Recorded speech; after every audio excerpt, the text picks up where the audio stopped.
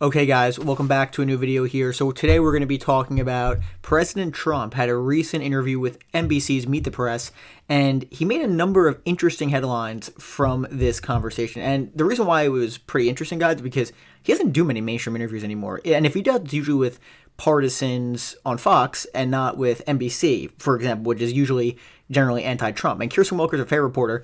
She was asking him a number of questions, and on healthcare, for example, where he talked about he had concepts of a plan for healthcare, which he's been saying for years, by the way, guys. And probably the biggest thing that come out of this is he's still threatening political vengeance against guys like Liz Cheney, Benny Thompson, Adam Schiff, and we talked about the preemptive pardons with Biden. And is he going to actually enact these preemptive pardons? It's still up in the air, and I don't know. I don't know if he's going to do it, guys, but to say that there's no reason to do so, like a lot of people pretend, there's no reason. Why would you do a preemptive pardon unless you're guilty? This is why. This is why you would do it. Because Trump said, for example, today in this interview, specifically talking about Liz Cheney, where he was talking about how the January 6th committee, which investigated Trump, they're all criminals and they should all go to jail. What? He said this out loud to Kirsten Welker, and she had to clarify a number of times what he was talking about. And Trump made direct accusation, and it's important to talk about the actual accusation he's making. He said that they destroyed evidence of testimony, a year-long testimony. They destroyed it. Liz Cheney, Kinzinger, all these guys. This is what his accusation is. And I did some research, guys.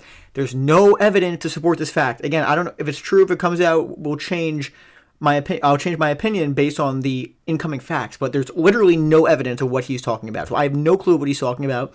So he's threatening to jail Liz Cheney, saying she should be in jail.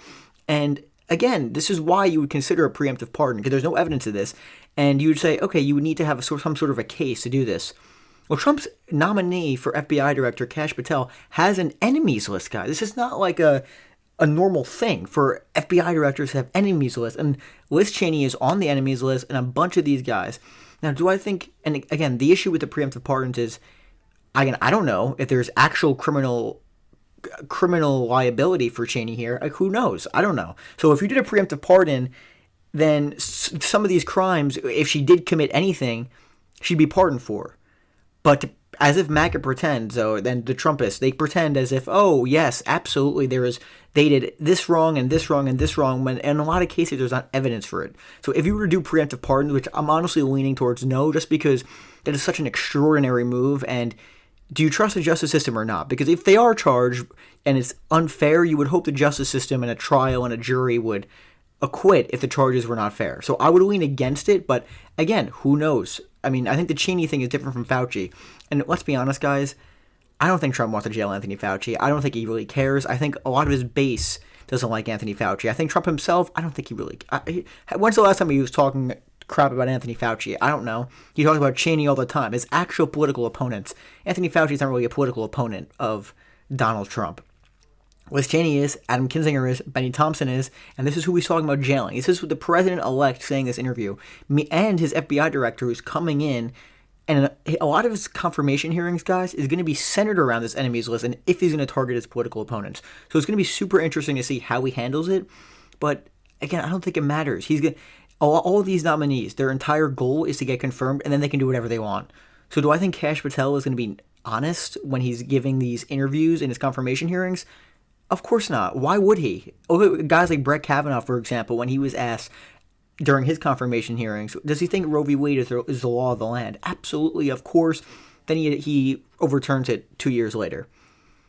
Again, it's all about getting confirmed, guys. It's all about getting confirmed. So, again, the fact that Trump is saying this, that he's open to prosecution of a lot of his opponents, is concerning. But again, he won the election, and this is what the Democrats campaigned on, and they lost.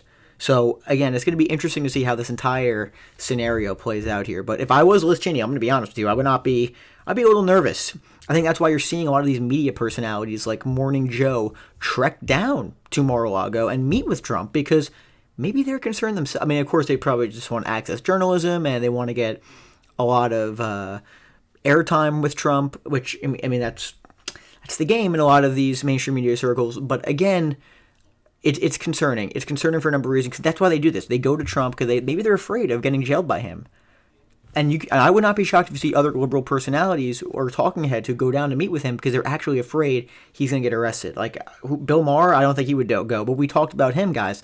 Even he was saying he's scared shitless, he said. This is Bill Maher saying this. So again, super interesting stuff. I don't know if he's actually going to follow through with it because, again, it's contradictory, guys. He's talking about his retribution will be success of the American people and the country. But at the same time, he's saying Palestinians should be jailed. So there's kind of a contradiction in the entire thing. So again, it's going to be interesting to see how this plays out. But overall, it's pretty interesting, and it did make a lot of headlines. Make sure to like and subscribe to this video, guys. Thank you for watching. And comment, let me know what you guys think, and I'll see you guys soon. But a lot of news going on in the world right now. But I thought this was interesting and made pretty big headlines to say something like this. It is unprecedented for a candidate to go out there and basically call for jailing his political opponents. Pretty wild stuff, guys. So thank you guys for watching, and I'll see you guys soon.